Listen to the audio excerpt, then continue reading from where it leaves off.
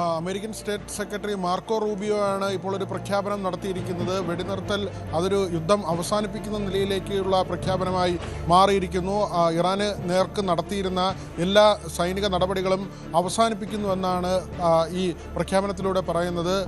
അതിൽ ഏറ്റവും പ്രധാനപ്പെട്ട കാര്യം എപ്പിക് ഫ്യൂറി എന്ന പേരിലാണ് നേരത്തെ ഫെബ്രുവരിയിൽ ഇങ്ങനൊരു സൈനിക നടപടി ആരംഭിച്ചത്.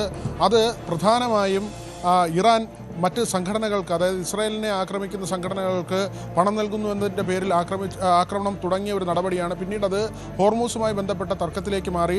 ഹോർമൂസിൽ കപ്പലുകൾ തടഞ്ഞതോടെ പുതിയൊരു പ്രോജക്റ്റുമായി അമേരിക്ക രംഗത്ത് വന്നു. പ്രോജക്റ്റ് ഫ്രീഡം എന്നായിരുന്നു അതിൻ്റെ പേര്. അതും മറ്റൊരു സൈനിക നടപടിയായിരുന്നു. ഇങ്ങനെ രണ്ട് സൈനിക നടപടികളാണ് ഇറാന് നേർക്ക് അമേരിക്ക പ്രയോഗിച്ചത്. ഈ രണ്ട് സൈനിക നടപടികളും പൂർണ്ണമായി അവസാനിപ്പിച്ചുവെന്ന് അമേരിക്കൻ സ്റ്റേറ്റ് സെക്രട്ടറി പറയുന്നു.